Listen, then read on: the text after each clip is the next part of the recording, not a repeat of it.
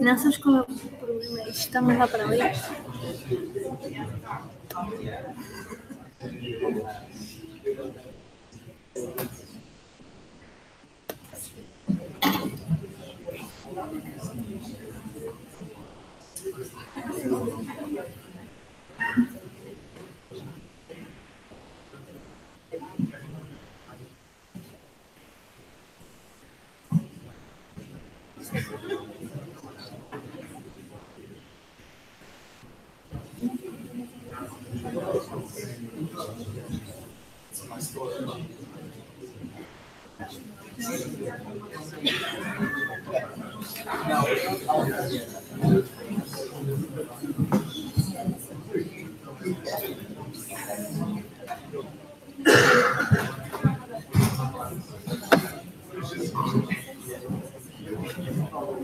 Porque eu partilho para outra janela.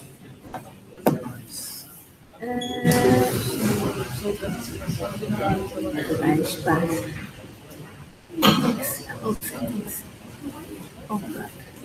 Deixa amigo. Sabes onde é que se faz essas configurações?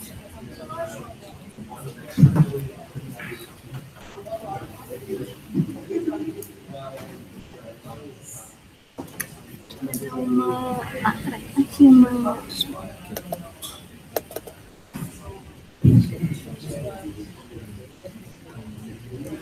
Não, é assim.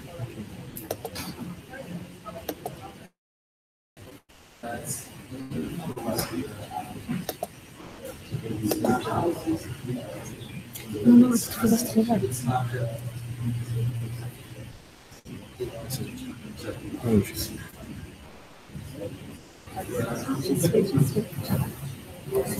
Eu tô vendo aqui que estava certo. Ok. Agora volta lá.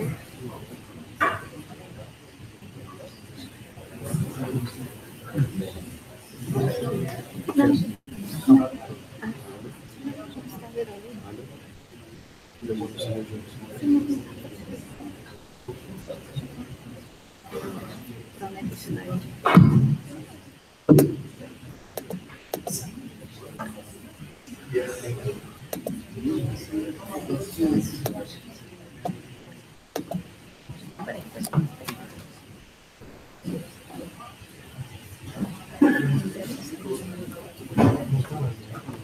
Você não consegue fazer isso gravando?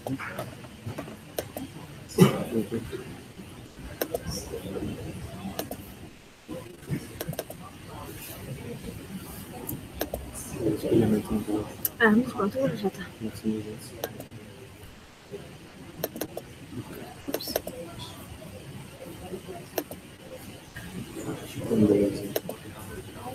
Começa para aí das experiências que eu tenho normalmente.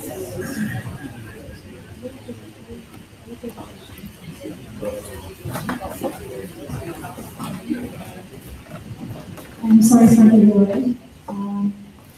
So we are having some problems with our metro streak today. But we have to start now. So this is the 46th meetup of the DSPT association. And today our theme will be machine learning is a double-edged sword. You can also visit our website, where you can find some interesting jobs as well as upcoming events. You can also update some information for your new events related to this area, and you can also see our news. We are organizing meetups across 5 cities in Portugal, and we are present in several platforms. One of those is the Meetup platform, where we share our events. We are also on Facebook, LinkedIn, and Slack. You can sign up for all of these platforms. But you can also join us on other platforms. And for example, we usually share the PDFs from the meetups on the GitHub, and you can also follow us on Slack and Facebook, Twitter, and LinkedIn. Our team from the DSPT portal are growing, and nowadays we are 9 persons. We are organizing not only meetups, but we are for the next year going to prepare some news for you. And today our meetup will be supported by Bosch, Feedzai, and Blip for the coffee break and for the space. We have a lot of sponsors from several companies in Portugal, and if you'd like to become a sponsor of our meetups, you can reach us at info@scienceportugal.com. And today we will have two speakers. The first one is Nuno Muniz. He is an invited professor from FUP and also a postdoc from Inesctec.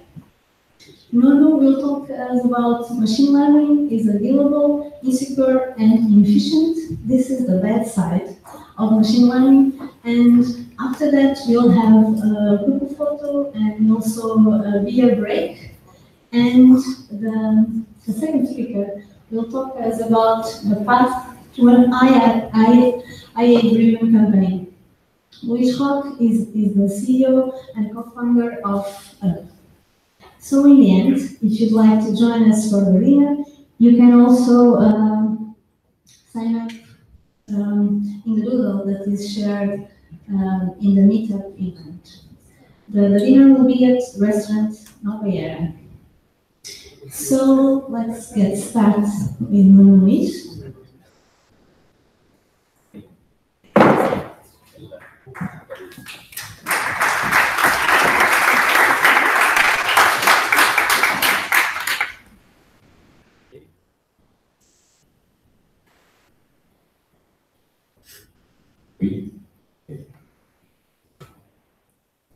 Okay, so I didn't know about the speaking of the path part a bit, but still I'll own it.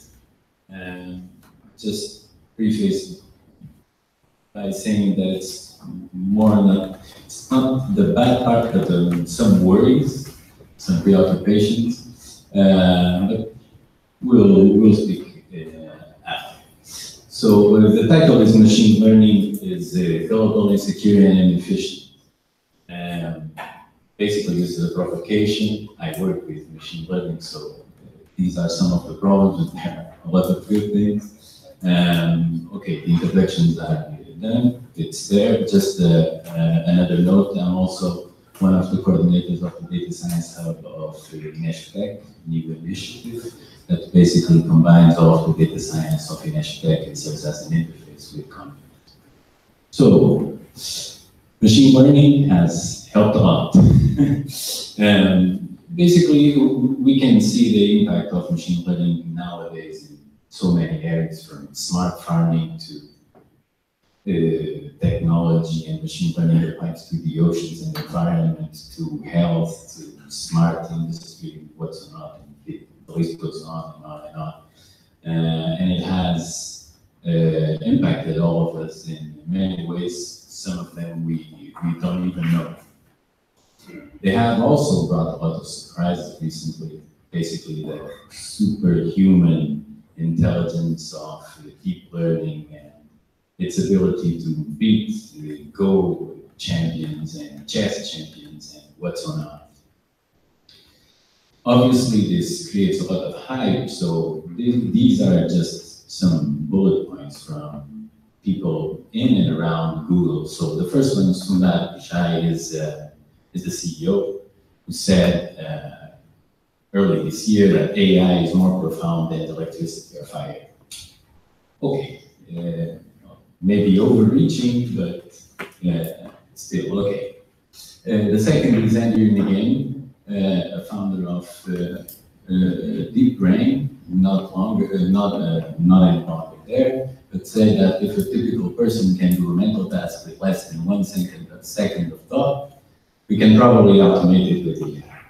And that probably is true. So quick tasks that don't require deep thought will probably be able to be replicated by AI.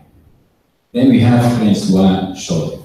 If you don't know him, he's the creator or one of the creators of Cache, also from Google, saying that people naively believe that if you take deep learning and scale it 100 times more layers and add 1,000 times more data, neural net will be able to do anything a human being can do. But that's just not true. That's a very thoughtful idea, and from someone that works a lot with deep learning, so probably understands its limitations. So it's important to refrain a little from the hype and see a little beyond that and understand the limitations of what we do. So about this talk, so Ariane, a few days ago, asked me if I could make a presentation here, and if I had some slides that I could present to you. I've been thinking about making this presentation for a while. I haven't had the time, so I told them, yes, I have a lot of slides, but I want to make some new ones. So this is the talk. The talk is basically about some work that I'm starting to do, some work that I've been doing, but mainly it's about doubts. Stuff that I think has and will have a lot of impact in machine learning, and that it hasn't had a lot of coverage or the coverage that it needs. So these are the 3 topics, so availability, security, and inefficiency, or efficiency in this case. And we can start by the first. So gullibility would be defined as a failure of social intelligence in which a person is easily tricked or manipulated into the ill-advised course of action. And you have credulity that's related at least. So our models are basically very gullible. They believe the data that you input to them and believe them to be true. So it doesn't matter the data that you're inserting to the model or using to create the model, it will believe that it is true. And so models are pretty gullible. And this creates a lot of bias in the learning process. The problem of bias in machine learning and in AI in general has been a very hot topic, even more recently, but still a very hot topic. And I just want to give 4 examples of biases that we've probably encountered or faced. So it's sample bias, prejudice bias, measurement bias, and algorithm bias. So in terms of the sample bias, basically you will never have all of the data that will describe something, or almost never will have the data to describe something. So you have a sample of data, and then you have the problem that you can't accurately represent the domain that you're working in. So how can you mitigate the sample bias? So one example, or one easy example to think about concerning sample bias is electric cars. So if you train, you have day and night. If you train an electric car only with data from the daytime, and you want it to work on the nighttime, it won't work very much. Then you have just the bridge there, because I remember when I was making the slides of this old story about one of the first attempts for autonomous cars. I don't know if you know this story. So one of the first attempts to make an autonomous car, they rode the car for I don't know how long, collected a lot of data, and then went for the testing part. And the car drove very well for a lot of time. And then they came to a bridge, and the car swerved to the right. And if the person behind the wheel wasn't a little afraid of driving an autonomous car, the car would have driven out of the bridge. Basically, the problem was that the car was armed with sensors on the sides, so it basically learned how to read the sides of the roads. When it got to the bridge, it didn't have anything on the side, so it decided, let's turn right. So sample bias, we never have all of the data, and so we've probably not understood that the data doesn't represent all of the domain. The second is prejudice bias. So imagine that you have a camera trying to identify what people do. So you pick random people, and it just turns out that a lot of the women that were pictured were nurses. And a lot of the guys that were on the study were programmers. So you may have, and you probably have, some prejudice bias where you can have a model saying that all men are programmers and all women are nurses, or at least most of them, which is not true. But the thing is, mathematics cannot overcome this problem, and this is the main point. So you have to deal with this directly. Looking at the data, understanding the data, it's not just something that you can put an algorithm or some method. You have to look at the data and understand what it's telling. Third one is measurement bias. So for example, if you're trying to collect the data set of something using photographs, if you use only one camera, you may have a problem with measurement bias due to the chromatic scale that it uses. So usually it's a very good idea to have different perspectives on the same phenomenon. So don't rely on just one thing to capture the data, use a few, and you can average them out. And finally, algorithm bias that doesn't have anything to do with the data part. But algorithms are basically a bunch of assumptions that are enforced to the data, and then we create a model, and that's it.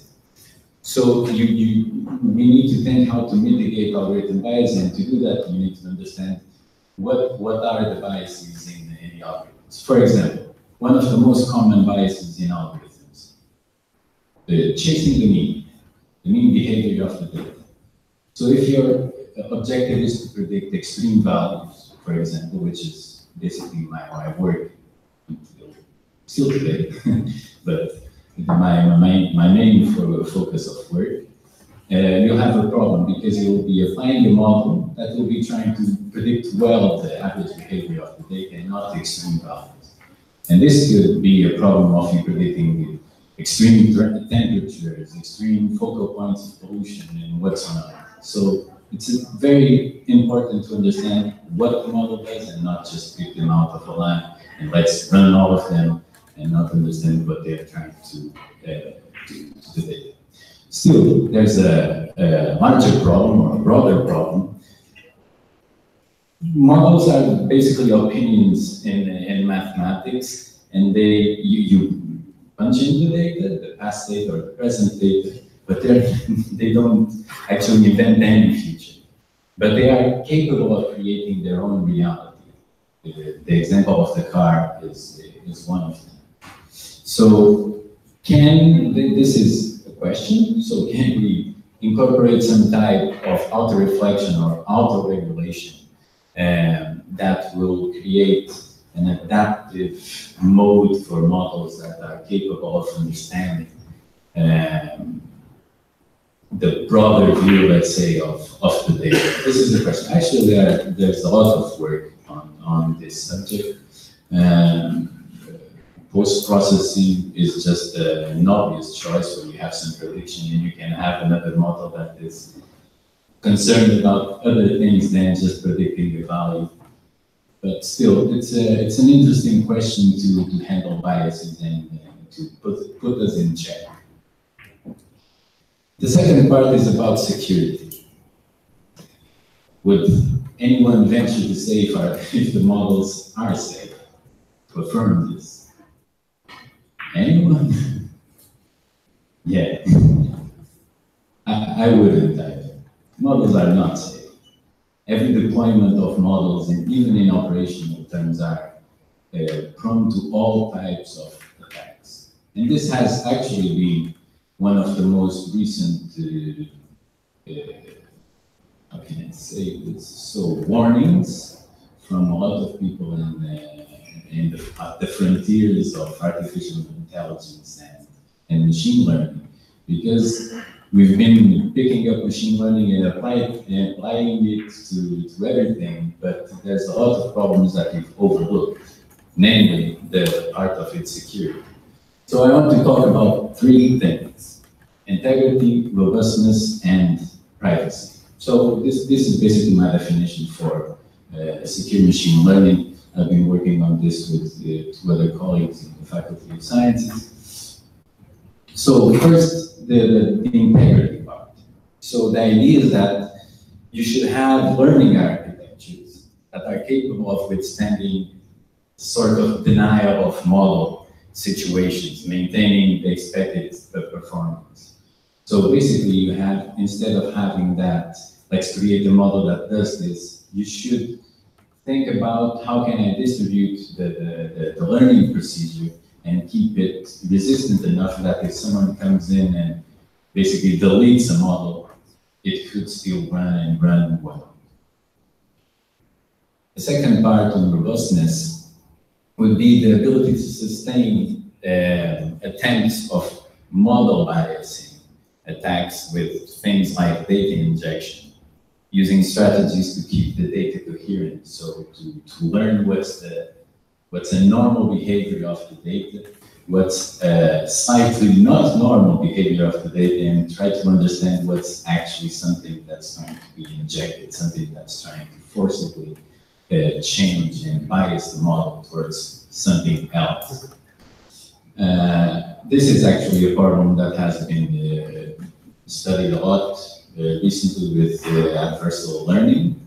So it's a very interesting thing. I had some examples in the corner there. So the first one would be like messing with the mechanics of the car. This one would be messing with fuel. And the third one would be messing with the ECU. So the third one is the privacy part.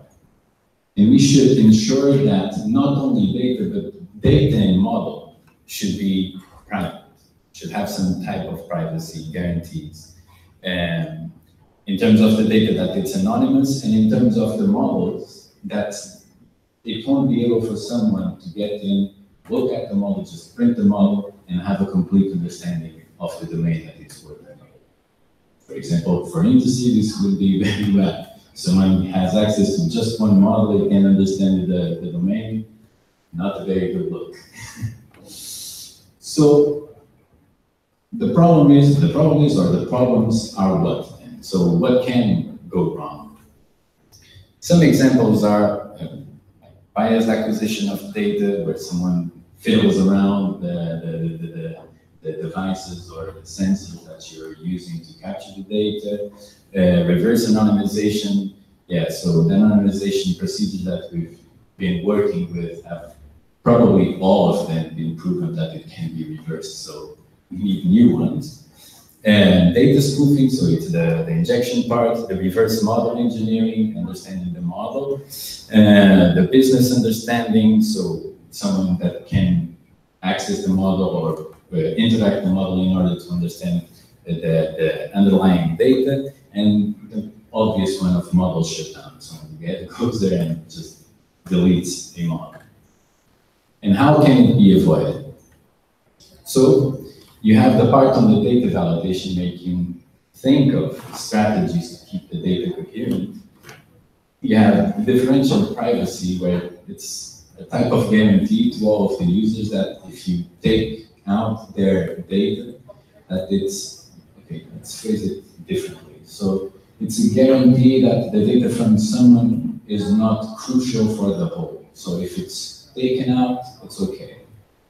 Blockchain, obviously, adversarial training, so training a model to situations of someone trying to bias it. Model abstraction, neural networks, of course, because of no one understands what it's doing. And of course, distributed learning. Coming up next, when I was doing research for this, I read this article where someone posed a similar question. So, not a question, but it was just one guy putting as a question. So, what happens when models start attacking other models for competitive gain? So I don't think it's very hard to imagine a scenario where you have models or at least intelligence systems trying to bias systems from other companies. And this is just an example from OpenAI, where you have a picture, a model that predicts a panda picture correctly with 57.7 confidence. And someone goes in there and basically adds this thing that it's basically error, and the output after that would be a given with 99.3 confidence. So this is a very touchy subject that hasn't really gotten the attention it deserves, and it's not to scare anyone, but I mean it's really true. Our models are defenseless at this point. And some things like adversarial learning, distributed learning, the data guarantees are very important for us to quickly develop in order to provide some security guarantees to the learning process. Third one, and finally, it's about efficiency. 2 months ago, I was in Turin, and I don't remember his name, Razeki, I think, very old guy, from neurocomputing, the head of I don't remember the place. He's a very known person in neurocomputing, very old guy. Made a presentation of 10 minutes, no slides. Just walked, put his arm on top of the bench and started talking for 10 minutes. And of course I stole this idea from, not the whole idea, but this part of the brain. So he was just telling us that, look, the brain works on 20 watts. So it's like a very small lamp. It can do all of these things with low energy. This thing in the middle is a supercomputer, the ranking third supercomputer. It's Sunway Chinese, I think. Power, 15.5 megawatts. And on this corner, we have something that he told us, very renowned computer science. It's equivalent to 20 terawatts, which is basically using the technology that we have today to try to mimic a fraction of the brain. It would take that energy. Just a fraction, not the entire brain, just a fraction of the brain. So it's not a topic that I've seen running around, the energy part of the energy consumption of machine learning, but in terms of when you think about the widespread and the continuous development and the widespread of machine learning and how it's growing, it's certainly something that we should think about. From the new science, AI dirty secret, energy guzzling, machinery may fuel global warming.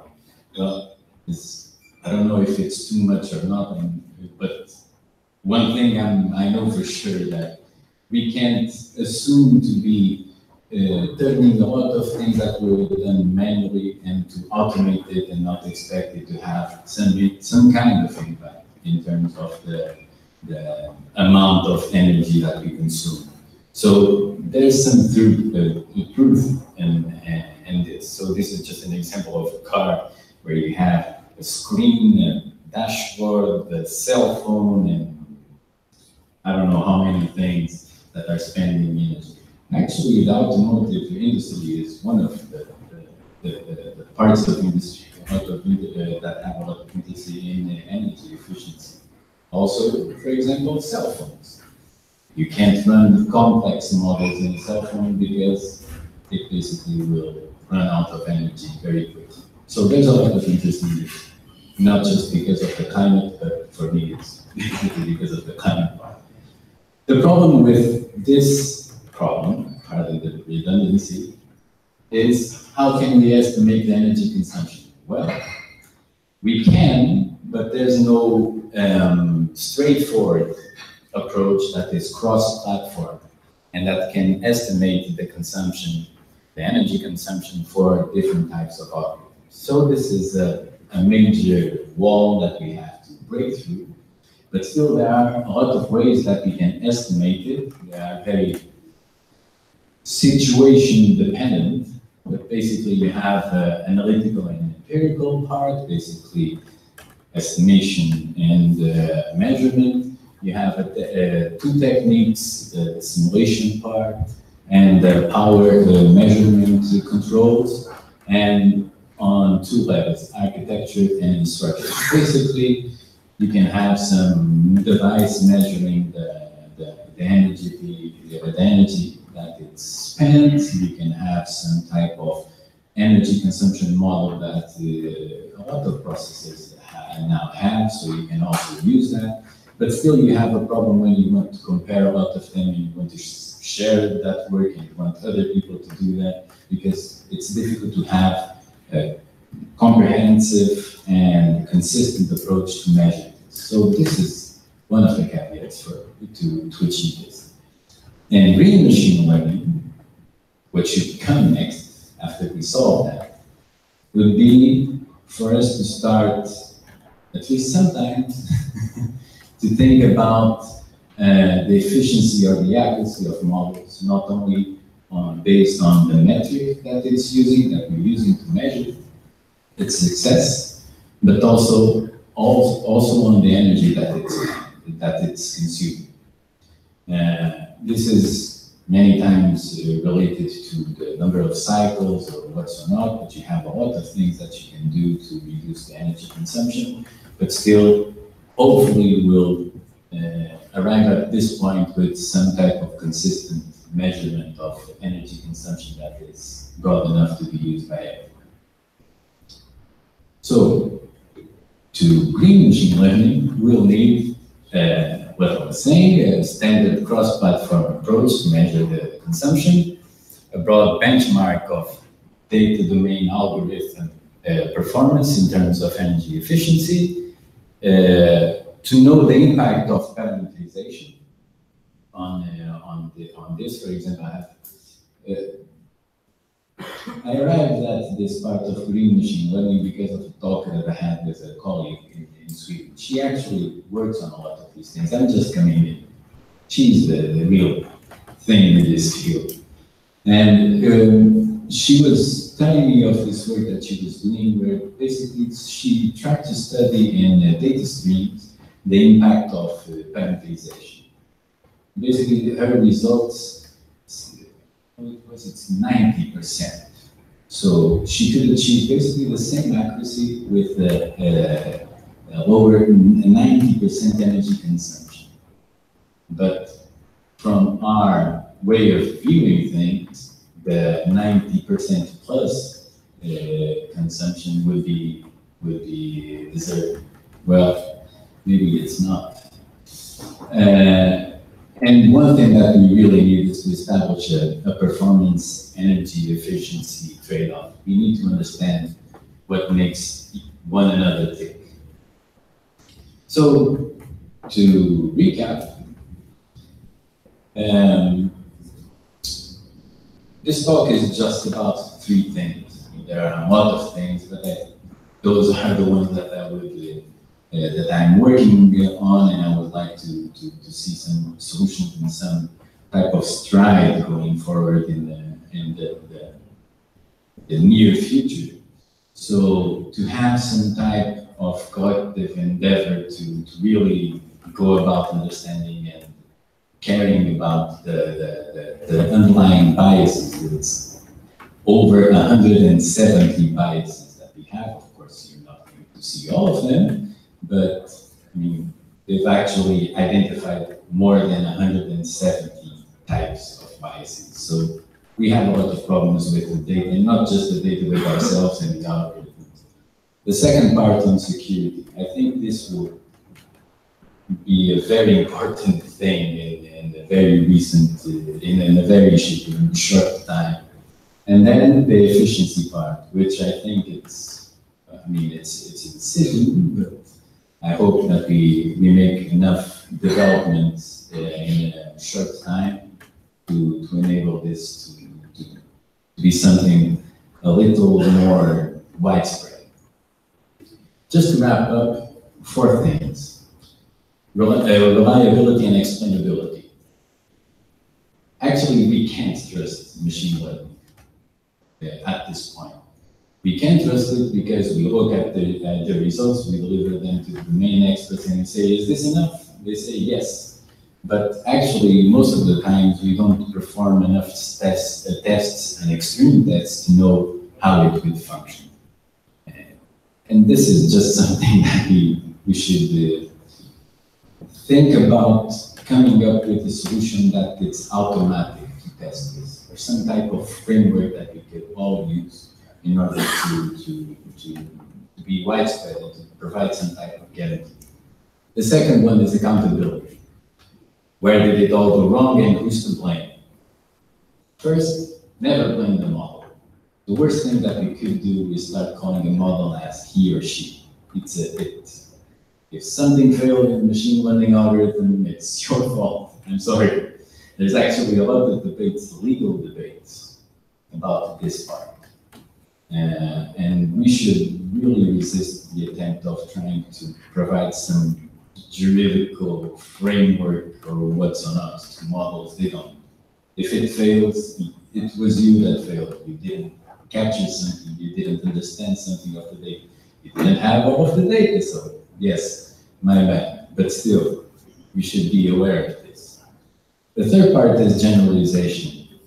So machine learning and AI does not generalize concepts well, and it's not capable of abstract reasoning. So it's something that we need to understand and go forward with it, with the caveat that we also don't understand about how we do that. So probably these things are interlinked. But just an example, we have a lot of news of how AlphaGo and AlphaZero are beating everyone. If you ask AlphaZero to identify a dog in a picture, he won't. You'll have to train another instance of AlphaGo. And it's 5,000 TPUs or something to do that. So it's very good to have superhuman abilities at doing one thing, but it's also good to have a standard and good enough ability to do thousands and millions of things as we do. And finally, automatic machine learning. We really need this. This will save a lot of time. So it's basically learning to learn. How can we interpret and understand the process of learning, to understand how one model is better at one domain, what are the characteristics of the domain, of the data that says that random forests are better, SVM are better, deep learning is better. Yes, because deep learning is very good at just some things. Okay? And yeah, this is a very important part because we really need to get our knowledge in one place and make it big enough that we can save a lot of time. So if I know that for a particular problem in the domain of forecasting temperature, actually random forests are better with some type of parameters. I mean, I want to be able to input some data to a model and it would tell me, try these 5 ones, because these 5 ones in a list of thousands of alternative models, these 5 ones would be very similar or the oracle, the best in the list. So this is what this part is about. And to wrap up, you should check our solutionism level and be aware that we can do a lot better in terms of machine learning and how we apply machine learning. These are just 2 examples. I don't know if you remember this Microsoft talking bot that was spammed by alt-right and what's not, and basically became a sex bot, a neo-Nazi sex bot that was saying a lot of weird things. And the second one is some researchers that tried to sell the idea that they could identify gay faces. Yeah. When actually what they were doing was just having a biased data set and identifying that people that were gay on those data sets mostly took the picture like this. This actually reminds a not so pleasant idea that one of the most recent very widespread and public achievements in terms of detecting cancer turned out to be a joke, but not a very good joke, because we would wish to have something like that. Which they had a lot of data of breast cancer. I think it was the breast cancer. And they had, they basically overpassed human accuracy. Everybody was very pleased until this group of Margaret Mitchell in Google started playing with it. Basically what they understood was this. They were very good at predicting cancer because the resolution of the cancer pictures was better. So we should be very aware at the ability of our models and what they are doing, because that cancer thing was just predicting the resolution. Because it would go to the normal doctor, it would have some type of picture. If there was some suspicion, it would go to the good clinic where they take good pictures. So data biases in general, security, reliability, and energy efficiency, I think are some of the things that we should be very aware and work on. So, thank you.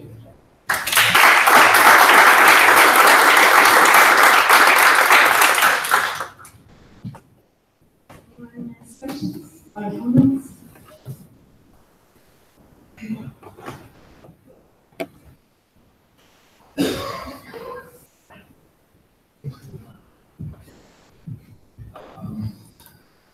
Regarding the energy efficiency, it's interesting because we would need not only a breakthrough in terms of algorithms to reach somewhere near human capability, but also physics breakthrough and engineering, material engineering breakthrough as well, because we don't even have the proper material capable of handling that much energy at the same time. So all this hardcore artificial intelligence is still in the philosophy space. Is not artificial intelligence in terms of science. This is still in the philosophy arena. I think the time is over for that. Oh, yeah. How long did I have? 40 minutes. Okay. No, 35 minutes.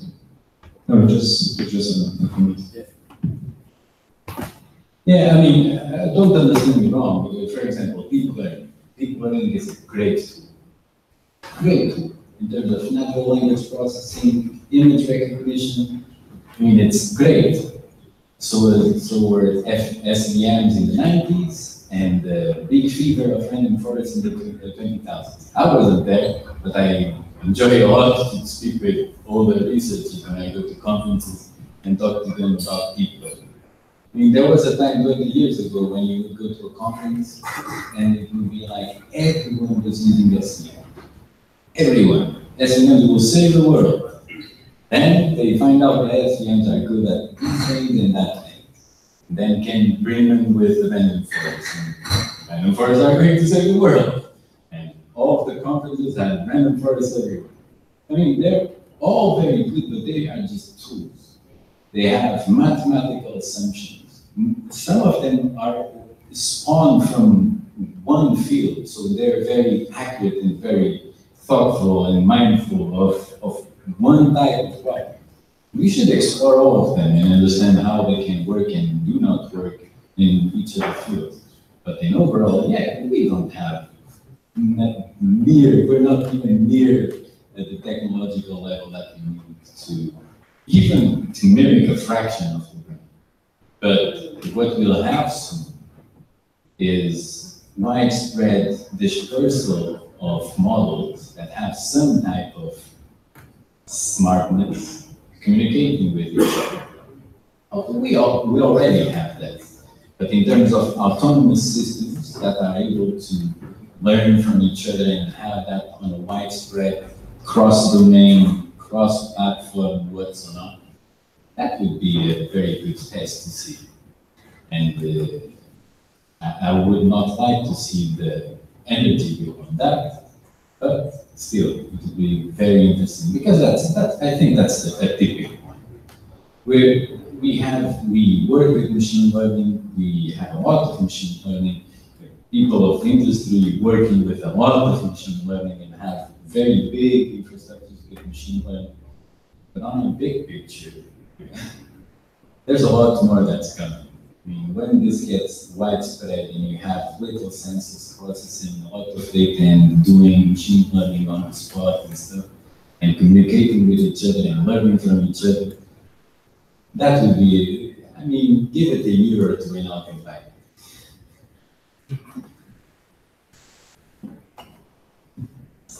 Hello. I first wanted to go also for kind of more the energy point, but being a little bit more provocative. You said like the humans are so much more efficient on every level. And I wonder, I have this discussion for years and years, and everyone says like, technology is going to be, tipping point is going to be next year, 5 years, 10 years, and you see those predictions again and again. So my provocative question is like, why don't we take all the money? And the question is like, do you have any data on that? Money spent on that research, on that energy, if we put all that together and we spend that for humans, the cancer issue, like, if you train dogs, they're way more efficient in detecting cancers or some kind of cancers. Why, I mean, through your nose. So do you have any data on that, like really, or, how would you justify that, this is still there and why don't we change it? Thank you for putting me in check. That's why I never like to make relations. But I mean, it's just about the part on the sort of tipping point. I don't want to say tipping point like Malcolm Gladwell, like the big tipping point.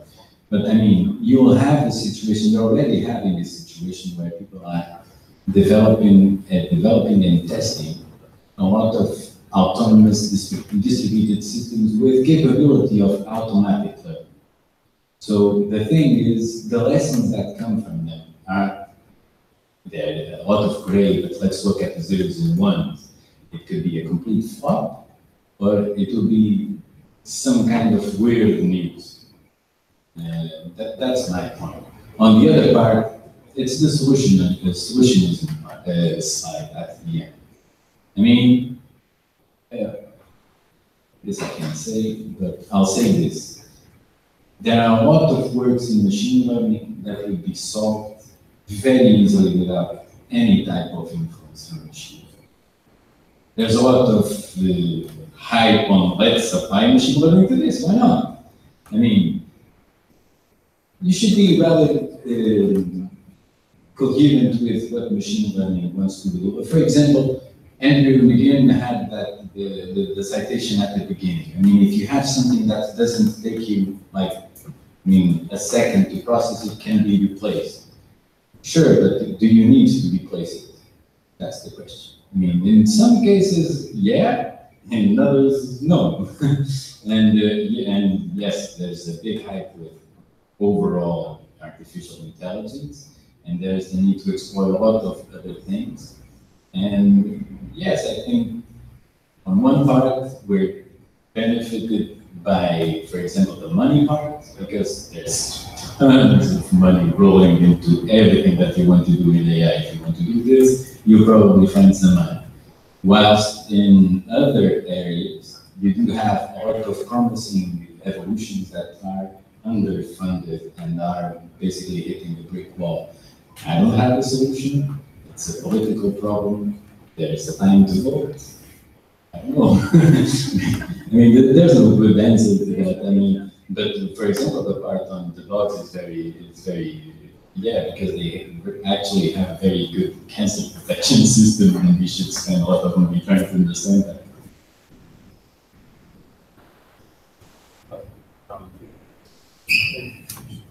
Hello, I'll just counter the arguments just a bit. I think the capability of machine learning, specifically in cancer detection, would be scalability and speed over accuracy. Because humans are not perfect and already have a big margin of error. And more than trying to compete with the margin of error of humans, researchers in that field of machine learning are trying to compete with the response time. Because if we can, in 1 minute, in the same day, the same hour the patient goes to the hospital, they can have a full diagnosis comparable with a doctor with years of experience. That's a big leap in medicine. That would give more time for doctors on that area to study other problems instead of being stuck in the time consumption of those types of works. That's why automation is good, because it gives you more time to think and less time to do routine work. Thank you.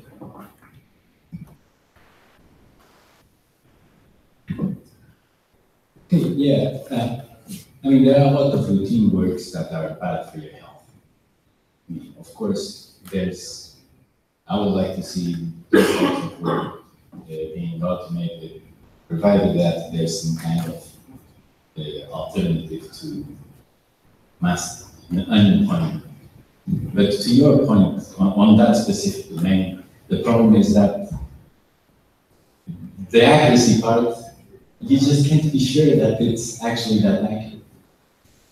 You can't. That's why virtually no hospital relies solely on that technology, because it's not reliable. You can't ask a deep learning network, a very complex network, explain to me how you get here.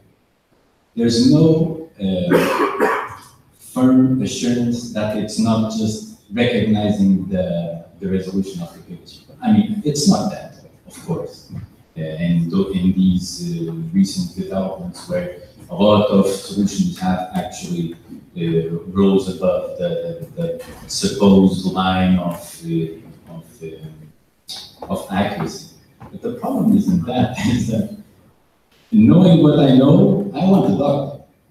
I want something that's reliable and it's accountable doing that stuff. Of course, I'm not talking about measuring the pulse and the cholesterol and stuff. That technology has been around for decades. I have chronic cholesterol. I've been doing that from 7 years old. The technology has a long time.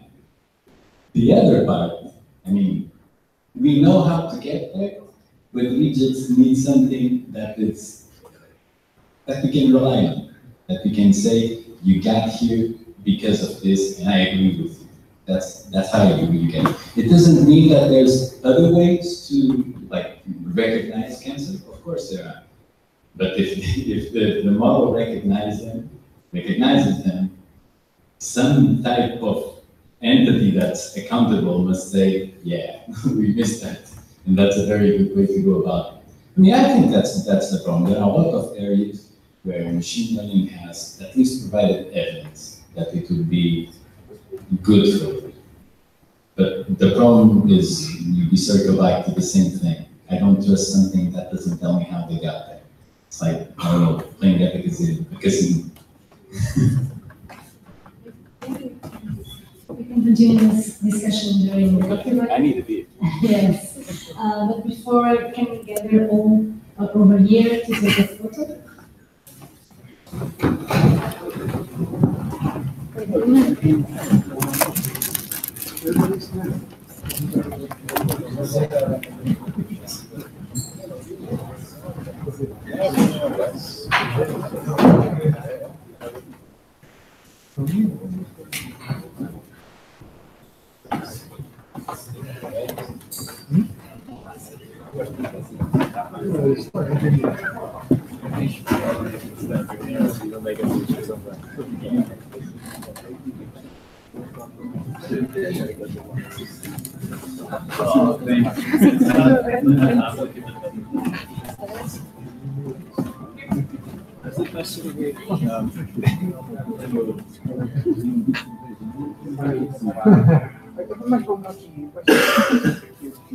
Vai para as cadalitas ali.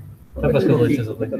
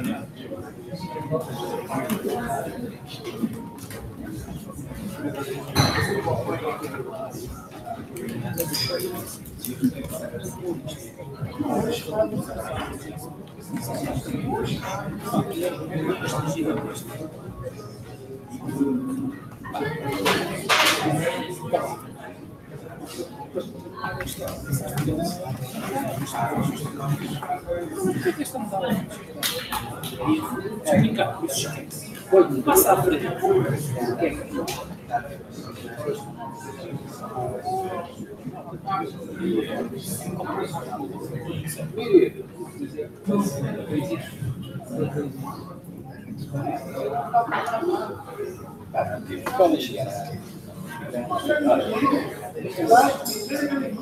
E há lá um vídeo e um espaço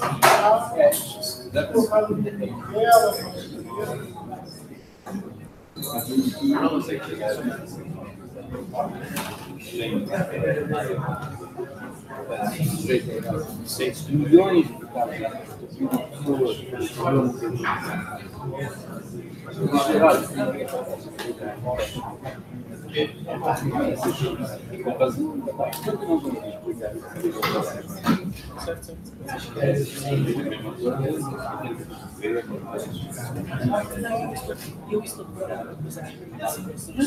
Lição de risco, uma pessoa sabe, relativamente do fundo. Exato.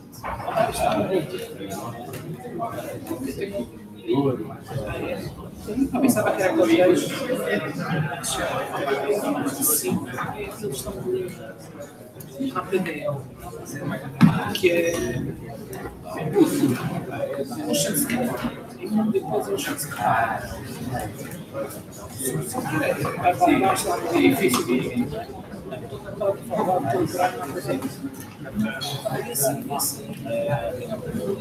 encontrar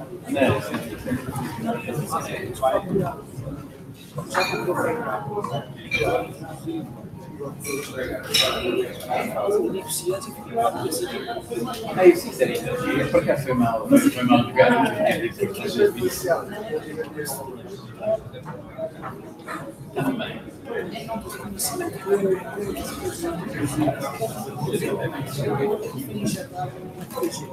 E várias referências.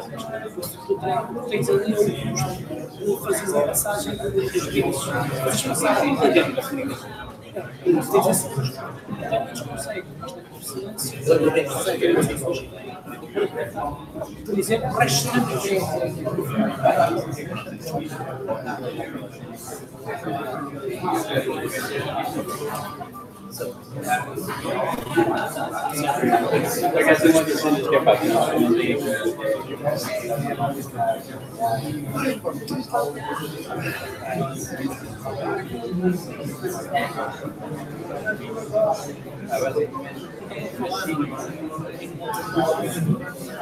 Quer dizer,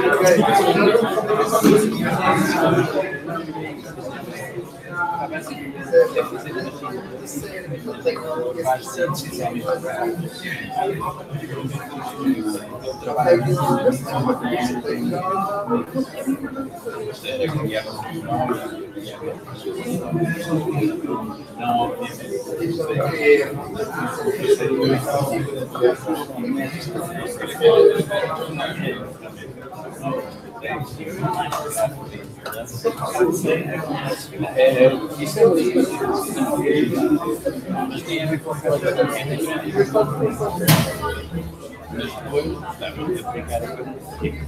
nossa, quero saber. Jogar a gol vai ter que ser tratado outra vez. Não é, olha, só aqui as regras de jogar agora. A ideia que ele tem sobre jogar aqui não é força bruta, é jogar com relação própria, com 500 ou 1000 TPs no produto, chega a fazer o que quiser, jogar com isso,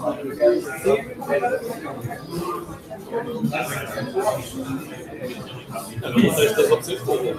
Eu vou ver depois não consegue ver muito. Ele sabe muitos anos que as coisas Mete coisa e ele vai reduzindo as coisas. Mas não ok. Foi se ele aprender, mas qualquer pessoa fez tudo, será mais rápido. Eu não tenho classe, eu não sei se eu não consigo. Vou falar da minha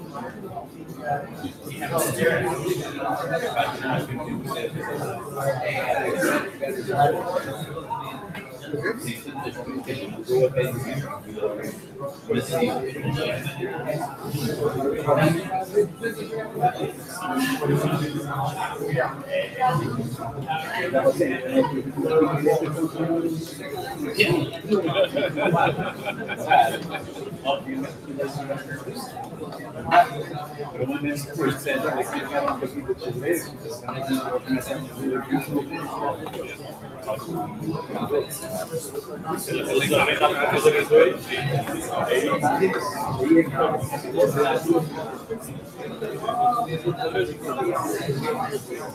podem estimativas, aquilo até ao ponto em que podias ter um telemóvel. Aí em 2045. Verdade? Mas nessa altura Isso aí do produto exatamente essas versões para o conhecimento visual. Eu gosto de falar. O modelo não foi para pegar, agora vamos designar o produto que são trabalhados. E tinham construído um computador de chip que tinha parte e os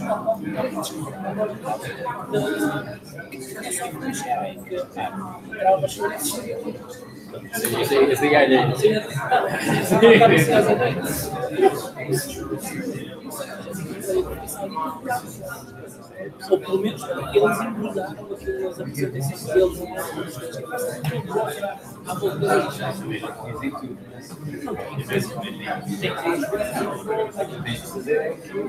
Se tu pegares em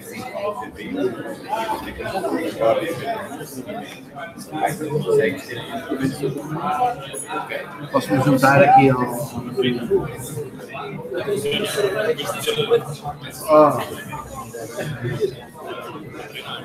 Agora já é.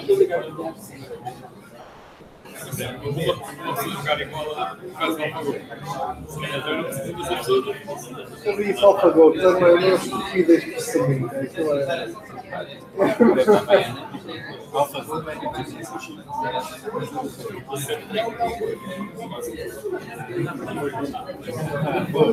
Eu tenho uma máquina com 550 mil a funcionar. Eu desgraça agora, treinar. Pois, quer dizer, mesmo assim, eu gastava, acho que era em cada GPU, à volta de 200 euros. Aqueles coisinhas deles pisadas, não é? Mas isso que era muito eles pro AlphaGo, agora já não me lembro daquilo que disseram que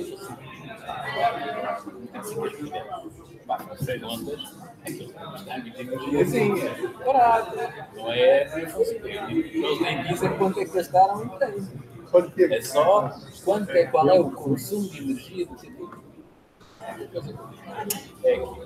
Eu não sei quanto é que foi a treinar, não sei, ou seja, eles digo quanto é que gasta. Mas esqueci deles próprios, têm muito trabalho na parte de treino, isso faz o que assim, né? Tem muito treino e ao mesmo tempo só tem menos.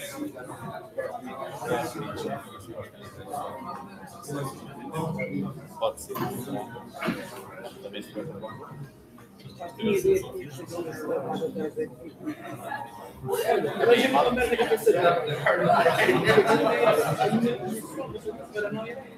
Eu não quero aquecer. Mas isso vai levar a engenharia desses episódios para não resolver aquela coisa. sim.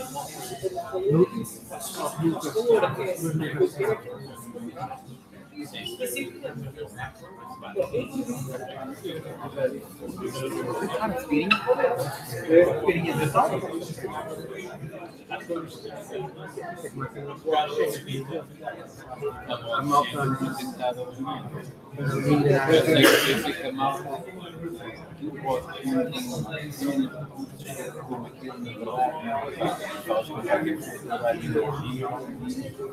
Esquece. Quer dizer, não é esquece. Se quiser ver, é difícil. Quando chega no grau. Só que chega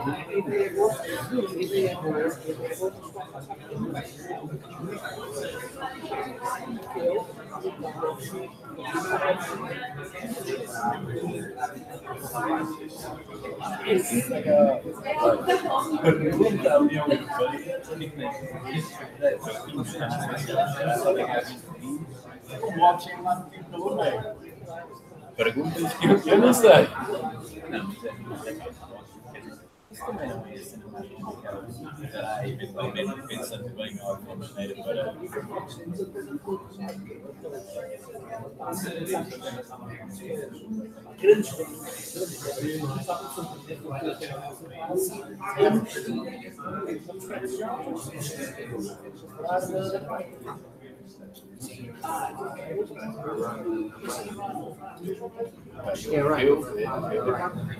Eu blockchain sim, parte do plano não ser.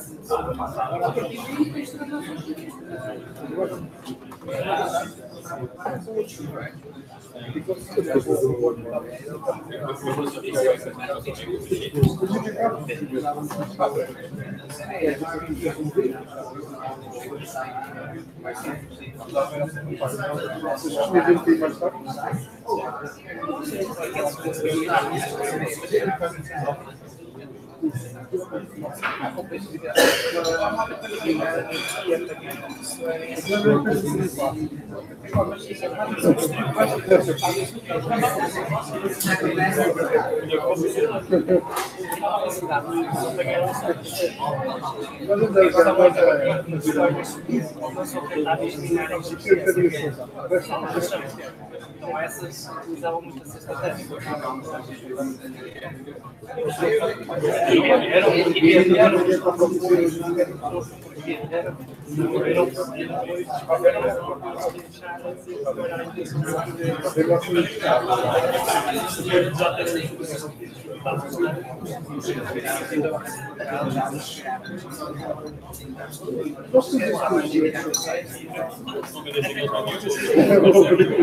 Eu acho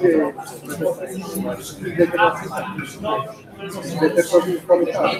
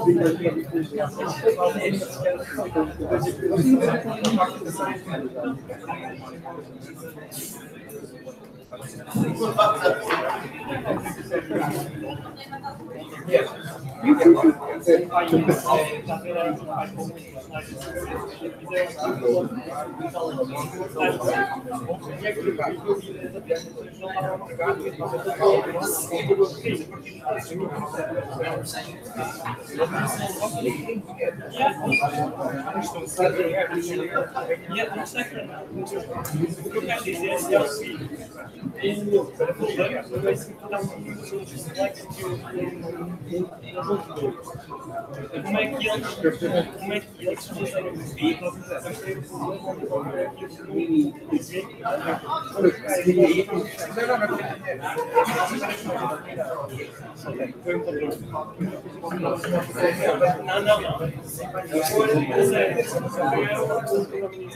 conseguem ver? Depois já fui jogar. Depois tiveram que fazer umas restrições porque acho que é mal precisar fazer o trabalho. Porque nunca perdeu. Depois agora para ver qualquer coisa que vocês então, acelerar. Eu diria que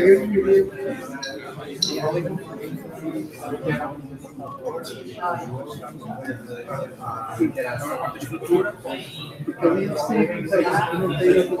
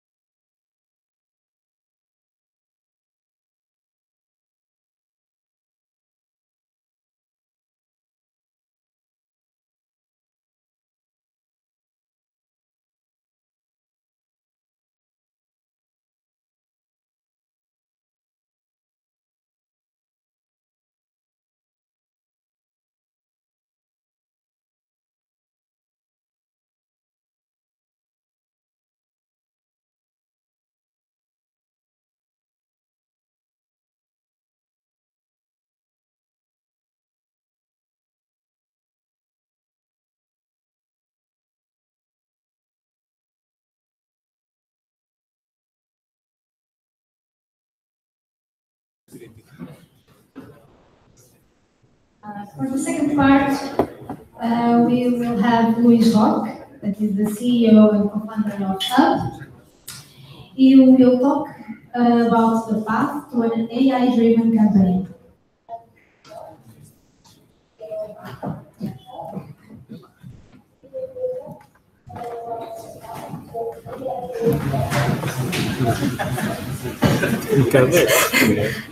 Acho que alguém está a ouvir a transmissão no YouTube. Estou a ouvir. Ô, Júlio, só fala para quem vai no jantar responder. Okay. If someone wants to join the dinner, please sign in for the Google form that we have on the Meetup platform. Do you know it? Under the agenda. What?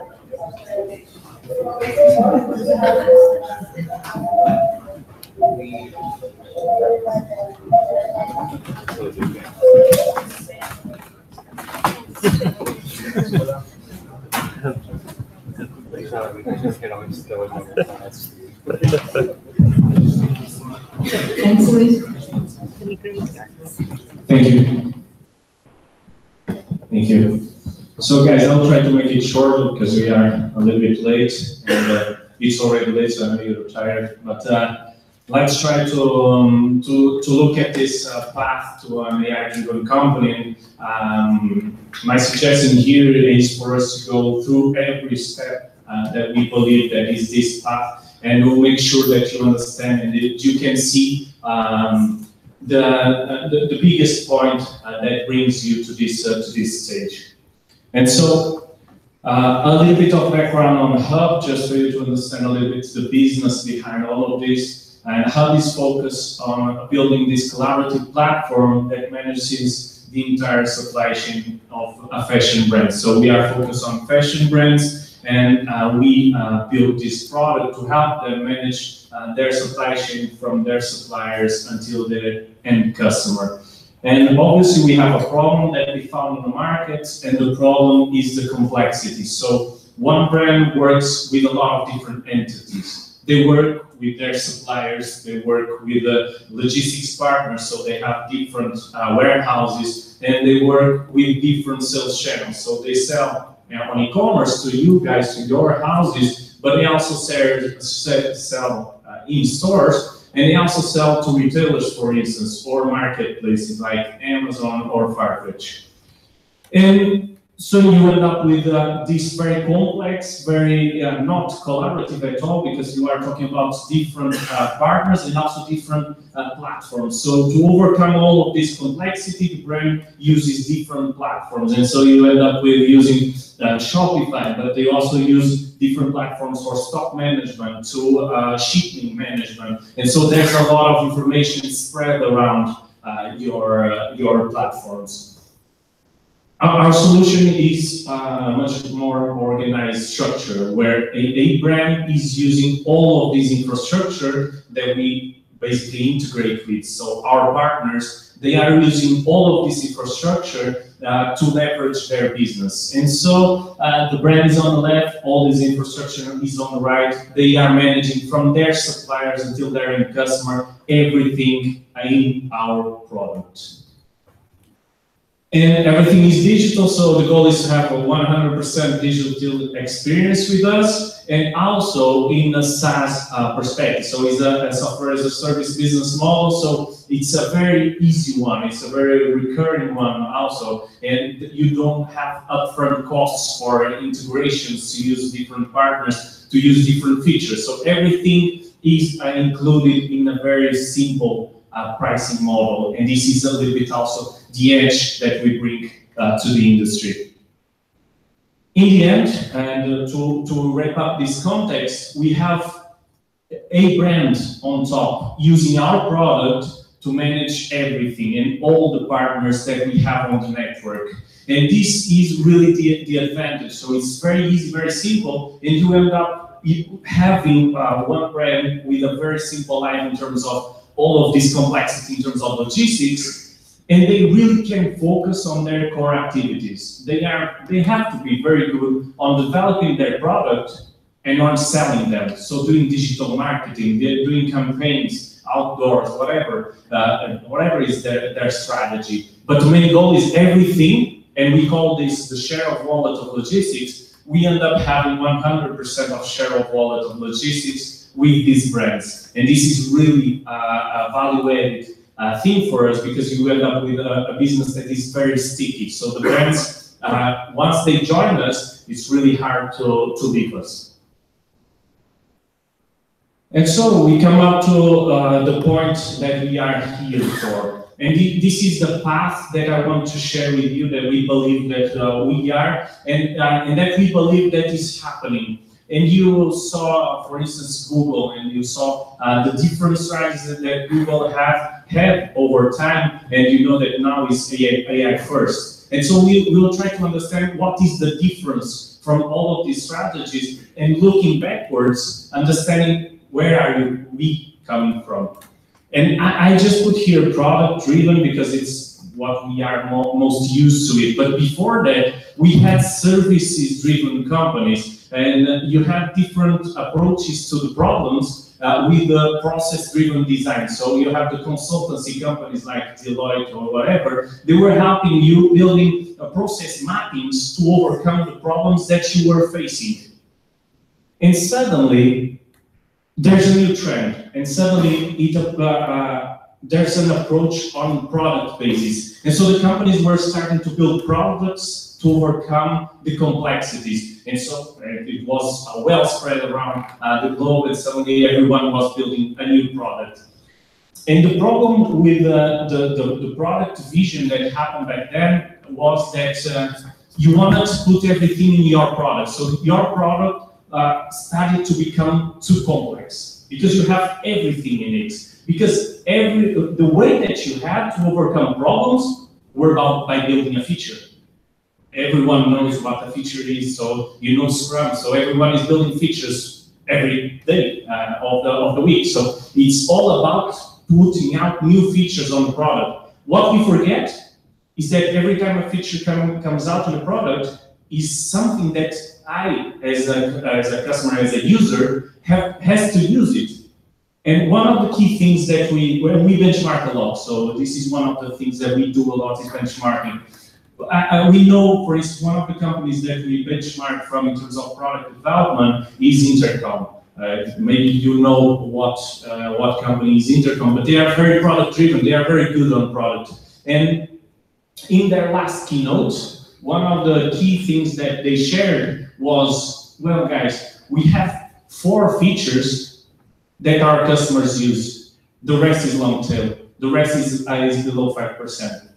So these are 4 features in a product. And remember, the Scrum teams, and they sure have like 1,000 engineers, or if they don't have 1,000, they have hundreds of engineers putting out features every day. So they have 4. And this is something that you have to bear in mind, because it's strange where you are, when you are, and your strategy in product development is to ship out as most features as you can.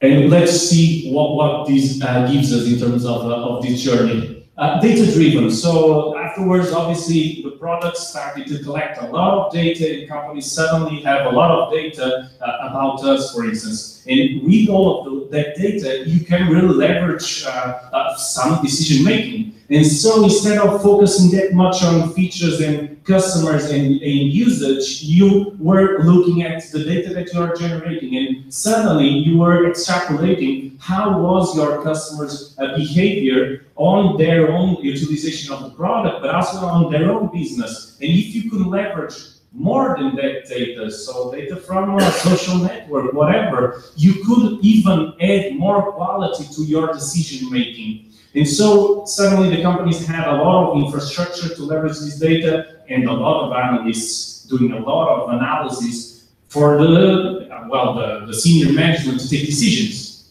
And this is these data-driven companies is a lot on how to leverage all of this data we are collecting. And the mindset is collect as much as you can. You are collecting from everyone, from everything, and this is the goal. And then we get to this AI-driven, and I will leave this to the next part. let's deep dive on the product. One thing to share with you privately. So the goal here is really to show you much more on our business case at Hub, and I'll show you much more the back end of our solution, let's call it. So you will not see that much of product basis. So it's about the strategies, the architectures, the solutions that we have in place to help building this. So in terms of product driven, at Hub we have I don't know if you know these concepts, but we have the microservices architecture, event-driven one. And so the good part of this kind of architecture is that I can really explain easily what we do, and you can really capture the value in terms of business insights. And let's try to deep dive. This is just the part that this is like the backbone for the downstream part. So from the fulfillment center downwards, these are the scope of services that we have built in. Okay, then we have the rest. So we have all the upstream part. This is just the downstream. And what does it mean, this microservice architecture? We have scopes basically, and these scopes represent some sort of important entity in our solution. And between these scopes, we have loose coupling. So everything is very detached. Inside these scopes, everything is tightly coupled. Okay, that's why you see the Kafka here. That is what we use for this triggering or of events. And what you see there is inside of each scope. For instance, on the delivery experience, you see services, and each service represents some sort of entity, business entity that we are basically building in our software. And why am I showing you this? Because imagine that, well, I have here the delivery experience. And the delivery experience, it has everything to do with all the brand's management of the deliveries. So when an order is shipped to your house, they will have all the information regarding that shipment here, and they will take decisions here based on that information. And imagine, and we have a pilot, for instance, now, with a brand that has own stores. And the management of this cycle with all own stores, so what we call the replenishment cycle, so the replenishment to stores, when we are fulfilling the store's needs, is completely different when we are fulfilling e-commerce. Because e-commerce, what I want to see as a brand, if you receive the goods at your house, if it was on time, if you are not at home, for instance, I want to know, because it's an exception on the process. But in this replenishment cycle with own stores, I don't care about it. What I care is, for instance, what I want to see is if the stores are receiving all the goods they need. Or I can take actions, and I want to trigger new replenishment because I see that a store, a specific store, is selling a lot, and so I need more stock. And the beauty of this kind of approach, and again, it's product driven, is that, well, let's build a new service on that scope. And that service has the purpose only to fulfill that need. And it's a completely different need from the one that we already have in place. And what I want to share with this is software evolved from the monoliths and all of these strategies back then to a microservices approach, because you wanted to ship features as fast as you can. And this decoupled strategy allows you to do that. Okay? And keep this in mind because it will be important for the new concepts I'll be sharing. So what is this data-driven? As I told you, we want to take decisions based on data, and we want to collect as much data as we can. Okay? This is the basic idea. Everything that moves and generates data will be collecting. And I'll share again our backbone, let's call it, in terms of data structure, what we call the data platform. This is our stack. This is what we have in terms of architecture. And so you have all of these source systems, and the basic idea is for you to have different sources because you want to collect everything. And you have all of these different source systems, and you have obviously all the layers that an infrastructure like this has. But the most important thing for us to keep in mind is that I'm not just taking the information from my own systems, but I'm taking from everything, from all the platforms that I use. And so you have REST calls to products that we use. For instance, our sales team, we didn't develop a product for our sales team to sell. We use HubSpot, for instance. But we need that information because we want to cross it with the information that our brands afterwards are generating. And we want to have all of this data combined in the same place. And so this data infrastructure that we have all of this data. The difference here, and just for you to have an idea, is that we still have legacy services. We don't have everything in microservices. And so when we have legacy services, we have a different approach in terms of data collection and also in terms of the way we save data. When we are saving data from microservices and events, basically, is all the major state changes that happen across all the microservices. We are basically building this event sourcing staging layer, and then we will build whatever we want, the Tabler schemes, the star schemes, whatever we want. And the important thing, I told you, on the data side, you have the analysts. So you have that report layer. So everyone is consuming inside Hub, Power BI's, dashboards, or Excel, for instance. And they are using that to take decisions and to help me to take decisions, okay? And that is one important part.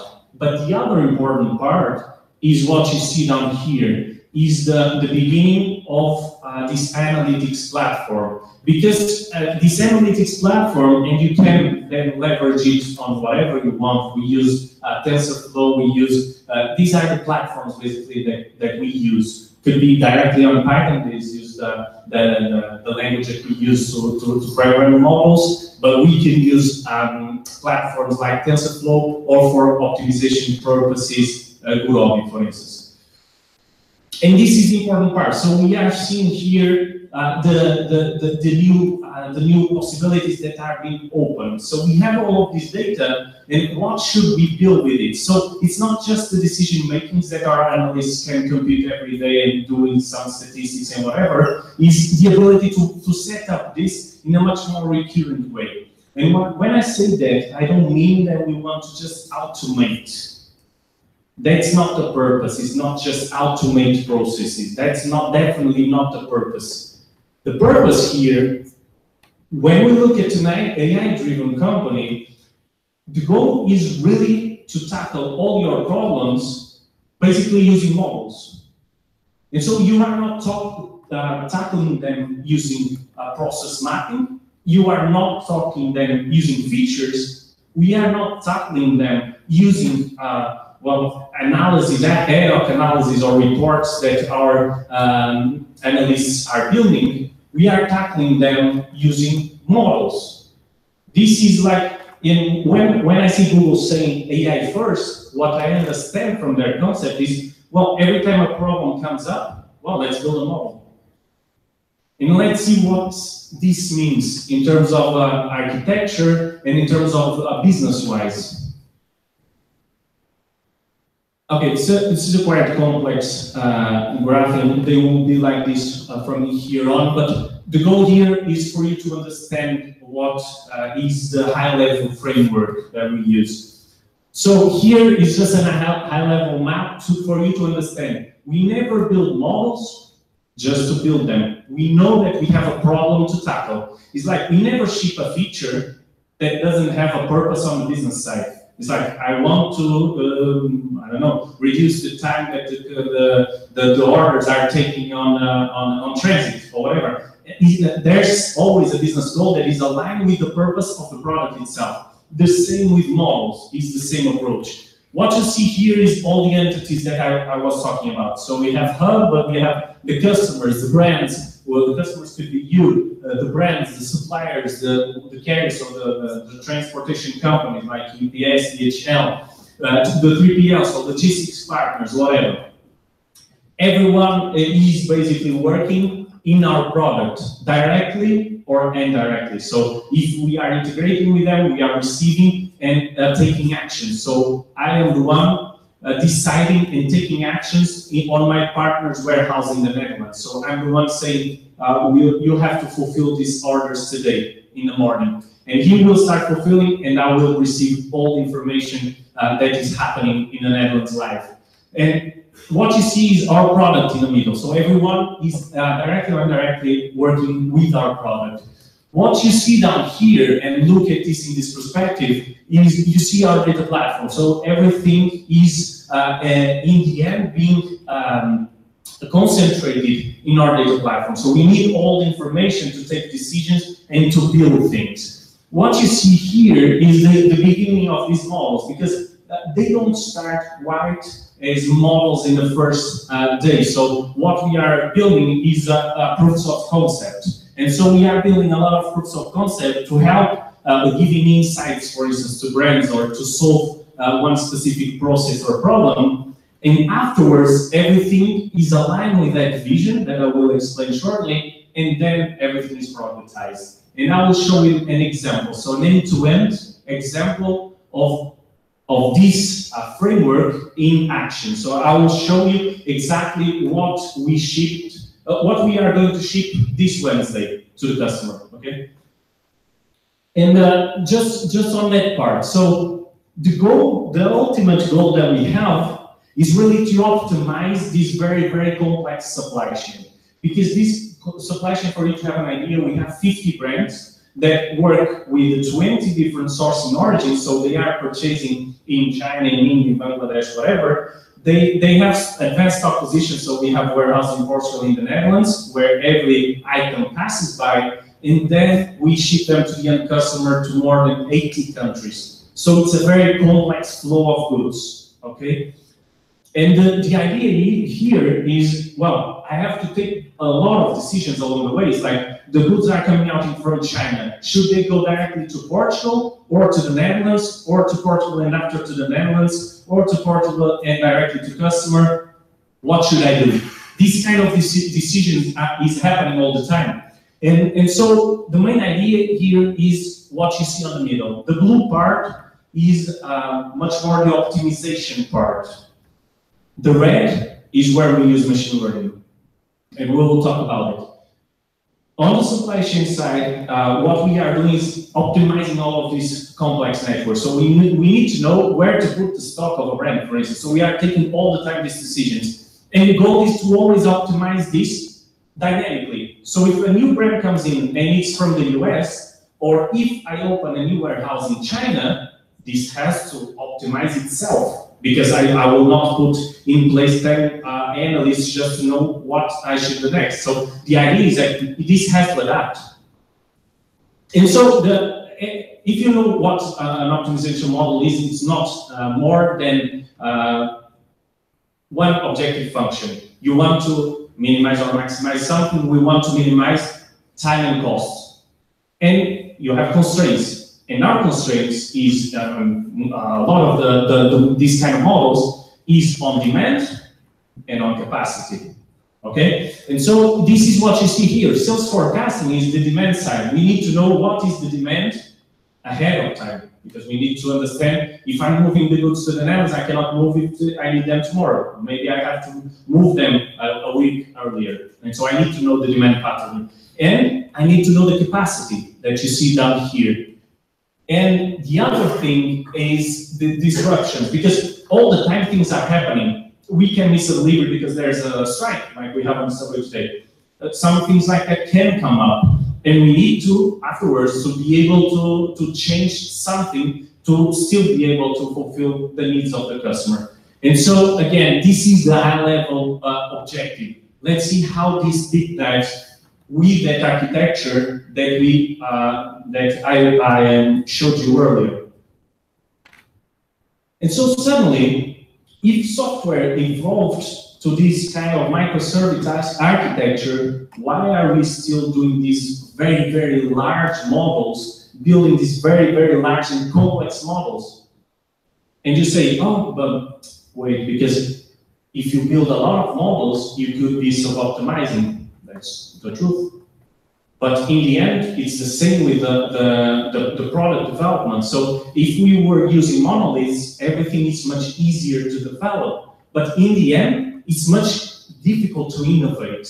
And so our goal here, and the way we use this, is basically we are building models also in a microservice structure. And so we identify problems and we solve problems specifically.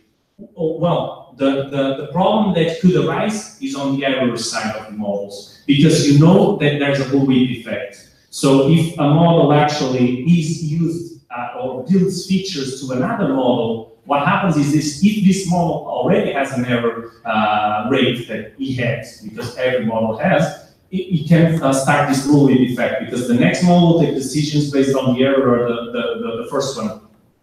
But that's it. And how can we overcome this problem? Knowing exactly what your goal is. Because if your goal is this, I really can measure not only the error in terms of the model itself, but the business side of things. And so that's why when you look at what is coming out now in the literature, like reinforcement learning, a lot of what is being done there is, for instance, on the error functions. Because it's a utility-based function. If you can model this, it's very complex. On our way of doing things at this point, obviously we are not building that complexity. We already started to look at it. But the goal here is to understand exactly what do you want to measure. Because if you are rewarding something, you really need to understand what do you want to reward. So what is the ultimate goal? If it's a game, it's easy because you know the scoring that you have. Here, you need to understand what is your business goal. And now let's see one thing. So we have these kind of models all spread around, but I showed you that we have these major and main business goals, let's call it. So we have suddenly these capacity estimators, but these capacity estimators could be spread around a lot of services. And in the end, what is the goal for each one? And let's try to break down one example for you to just have an idea. So we have these capacity estimators. And the goal for us here is to forecast the capacity utilization to do a more effective planning. And so if we are forecasting capacity utilization, and on this specific case, what we want to do is we receive a sales order. So our brands are selling their products in international trade fairs. They are in London, in Paris, in Berlin. They are selling their products. We are receiving them, but we didn't receive the product yet. So we don't know nothing about the product. We only know the information about it. We didn't see the product, the real product actually. And so, but we need to know already what will be their pack set for that specific order. So I need to know in which boxes this order will be shipped in some months time from now. One, because I want to pass these costs to the brand already, and two, because it helps me in estimating the capacity for the network. And so when we are doing this, we are building several different models. In this case, we have two. And well, it's the data science team that chooses the name of the model, so the models will be naming like this a lot of the times. But you have this O2V3 that is a machine learning model. What it does is basically estimating the weight or the volume of an item. So an item that we never saw, based on its characteristics, we will estimate its weight and its volume. And based on that, afterwards, we will have a metricity that will be basically allocating these volumes and all of these items that we were estimating to packs. And all of these packs, and the hierarchy here is that I can have one giant pack for this order, but I can use two half the volume packs for this order, or even 3 or 4. I can use a lot of different combinations. And the way we have this set it up, we need to basically to get the rates for each one of these different pack sets. And so you use a metristics to do that. In the end, what we will get is an array of combination of packs. And we have like the 10 best approaches to this order. And only afterwards, using our integrations with our partners, we will be getting effectively the rates for that pack set. So, because here there's a lot of constraints also in terms of business-wise. And so, one of the key things I wanted to share with you is that we need to be also agnostic in terms of technology, but also in terms of field of approach. Because if we wanted to just solve this using machine learning or something like that, we will have some problems, or using just a specific technology, we will have some problems, because here we have two different problems that we need to come up with a solution. And so we have the ability, using this kind of approach, we have the ability to set up these two different models to solve the two problems that we are facing. In one, we can be using machine learning, deep learning, whatever. On the other, we can be using metristics optimization. We don't care. Just for you to have an idea, the ultimate goal here is really to have this network managed by AI, let's call it. So it's a solution that takes every decision on our supply chain. So we don't have analysts, and no one takes decisions here. The models are taking the decision. So, sorry. The models are giving our forecasts. The models, this is one of the models that we have. The brain is basically the model that comes up with the final workload for each warehouse. So what are they doing tomorrow? What orders are they fulfilling tomorrow? This gives the estimated weight and volume for the items. This chooses the best fulfillment center for a specific order. This chooses the pack set. This is on the classification on the tracking side. We will take a look at this in a second. But the idea here is that you are using a lot of different models, a lot of different approaches to solve a very, very complex problem. And so in the end, this is the workflow. It's quite simple. It's we have one of you buys some products in the e-commerce platform of one of our brands. It goes to the order management, goes to the delivery management. This guy gets the fulfillment center from this model here, gets the estimation on products and volumes from this model here, chooses the best pack set from this model here, and so on and so on. All of these models are set up on the data platform that I talked to you about, because we need all this information to be able to build these models, and so everything is flowing in its way. It's simple. We need to know, and obviously the ultimate suggestion that I do is you really have to know exactly what are your business goals, and you have to be able to track them, because this bullwhip effect can be really dangerous.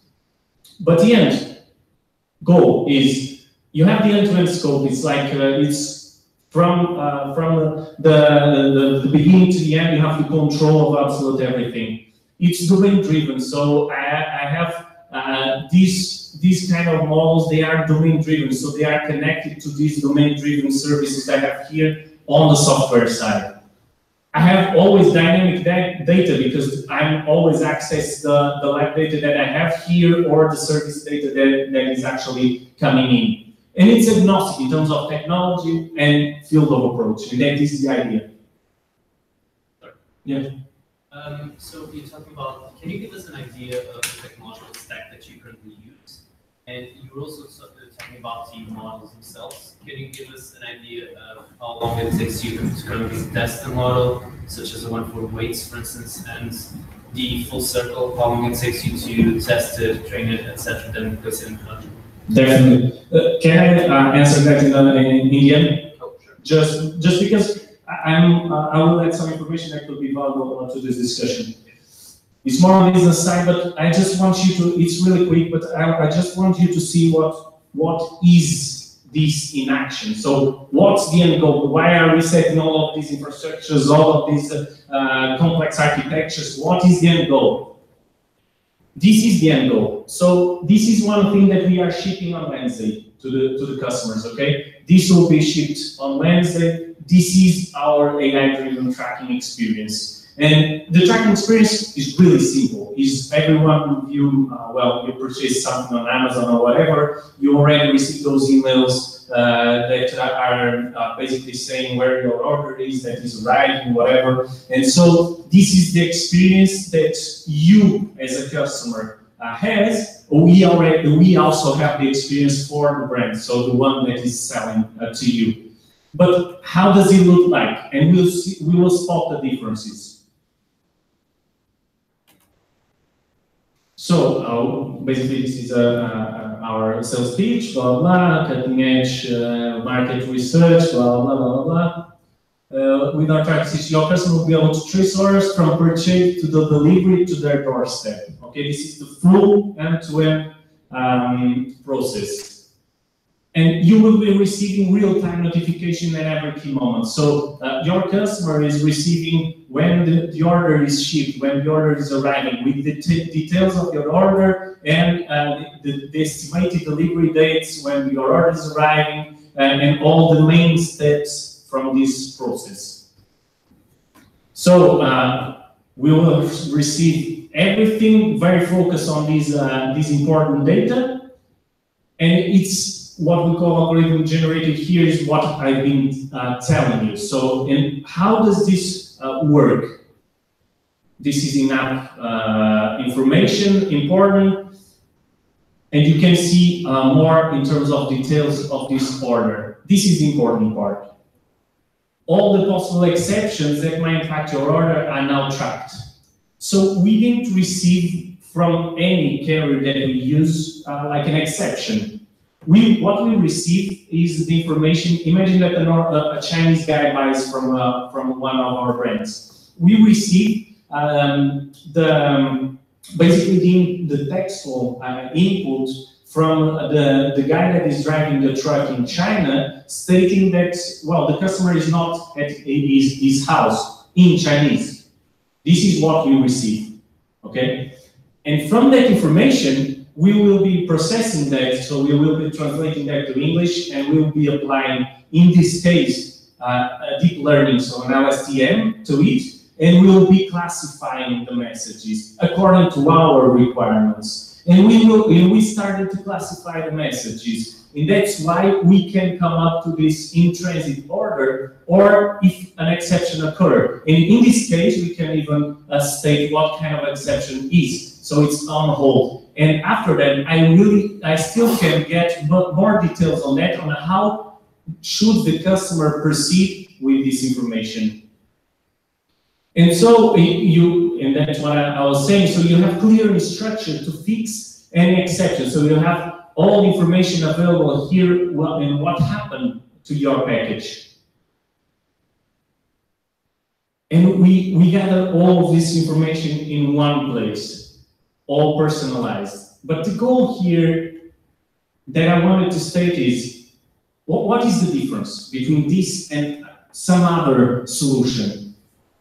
The difference is, you know how much features we have for the brand to use this major release that we did? Anything. There's no feature for them to do nothing, because we don't want them to do nothing.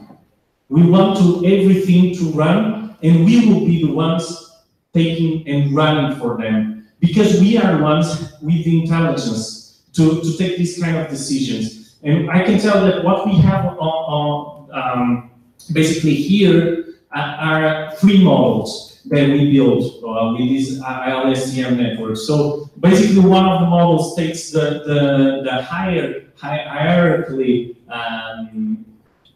states. So we have this not delivered, the arriving, the delivered, to whatever. Afterwards, if it's an exception, we'll go deeper and we'll try to understand what kind of an exception is. And in the end, we will see who needs to take action. So if it's me or if it's the customer. Imagine that your order is stuck in customs because you have to pay for the customs duties. You'll be the ones notified, and we will give you clearly the instructions for that. But we have to know that you are the one responsible for take actions afterwards. And remember, we just receive raw text from everywhere in the world, in the language from that region, with its pretext. And so basically it's an NLP problem. And this is the idea, guys. It's like, it's different approaches for different purposes. We have forecasting, so it's spatial data anyway, but it's a different kind of data. In that case, we can be using statistical methods. This is what we use today. But we are looking at, again, LSTMs, RNNs, because it makes sense. That we currently have, it's still not enough to build a deep learning application on it, or even machine learning. And so this is the way. So we are solving problems. We are not building models. We are not building technology. We are not building specifically or working specifically in a stack or in a specific field of area. So what I wanted to just to let you with is this idea. So it's agnostic. We are problem solvers. The difference is we solve the problems with models. Let me just add this one. So one other thing is because it's really how's your experience, but from this data we can get more trained data for a model. Something went wrong, and we can use them to leverage for the model itself. So also we want is always getting to return as most as we can on the estimations that we did, the classification that we did, whatever we are predicting. Thank you.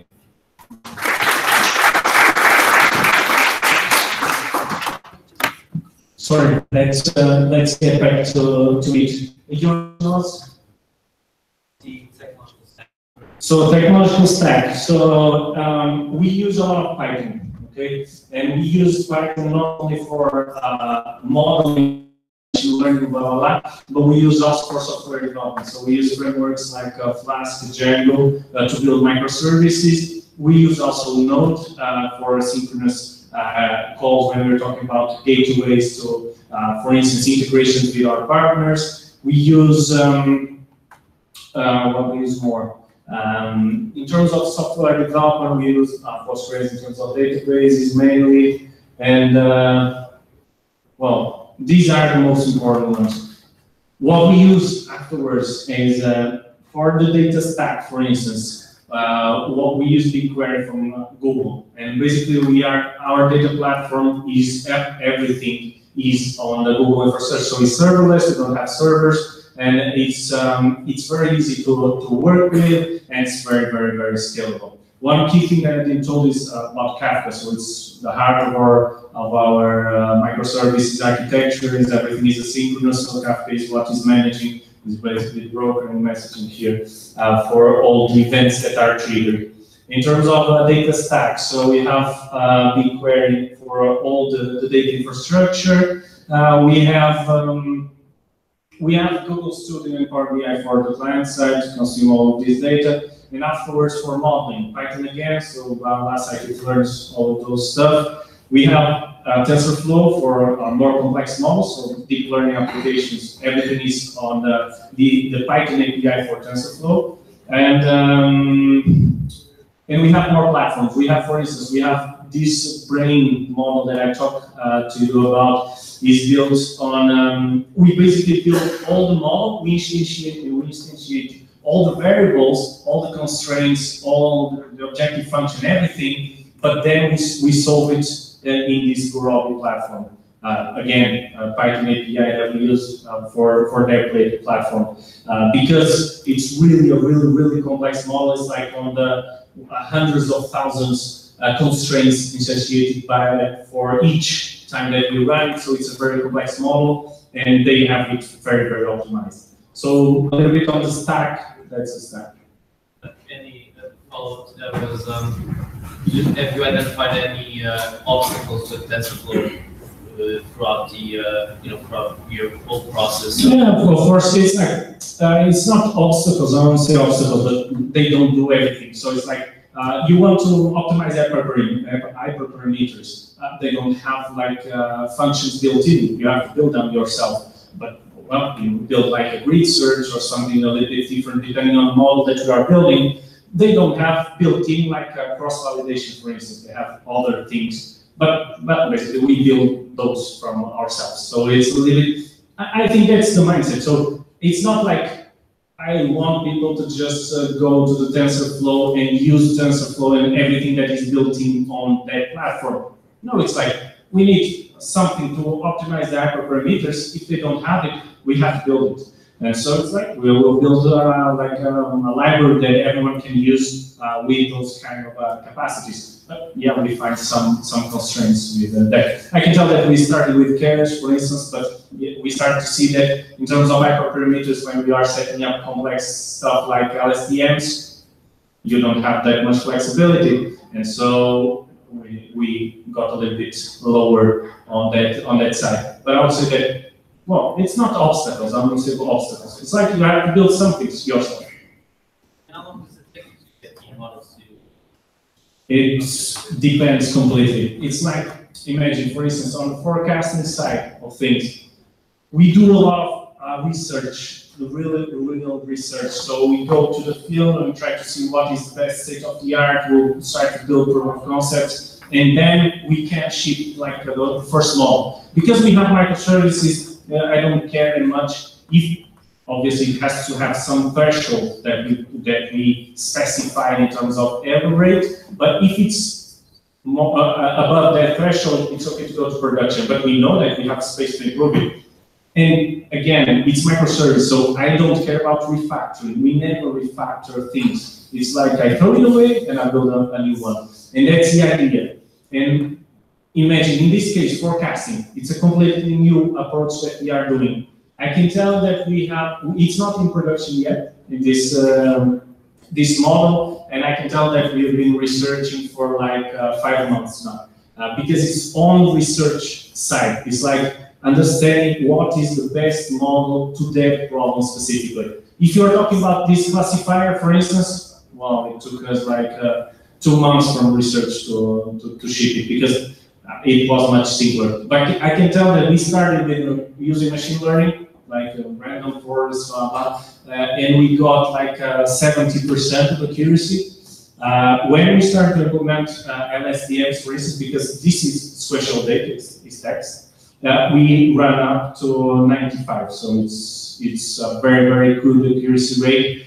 And this is a completely new experience that, and I dare you to check who has this kind of experience in their sales, for instance, because it's really a different approach to market, and we benchmarked a lot on this. And the difference was, okay, let's find a model that helps us do this everything on our own. So we don't want the brand going in, have to trigger emails to the client because it's an exception, seeing what the exception is. Because the feature could be awesome. It's like, it's so easy, the brand sees everything. But I don't want the brand to be engaging with my product and things that don't add value. That's the basic idea. I'm sorry, we have to close because it's already too late. Thank you, Luis, for the talk.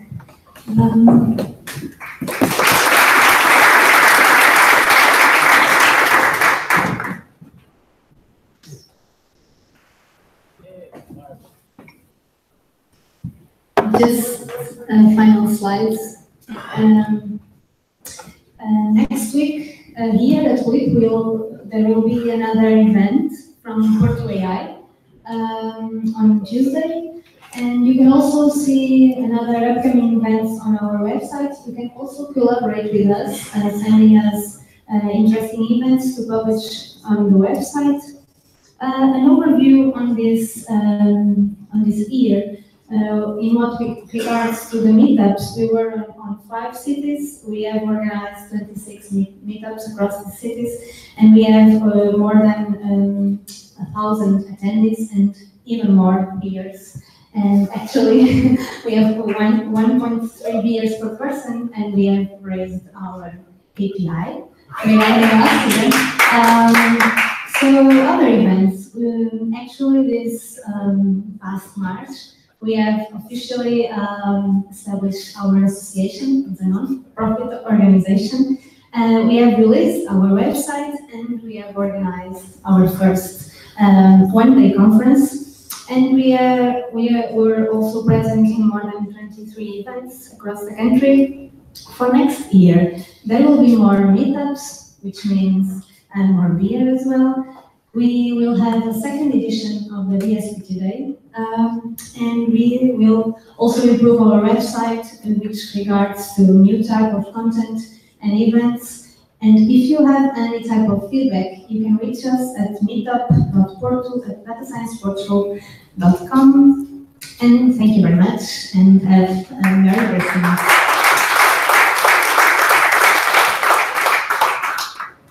If you are going to the dinner, just follow Ariane.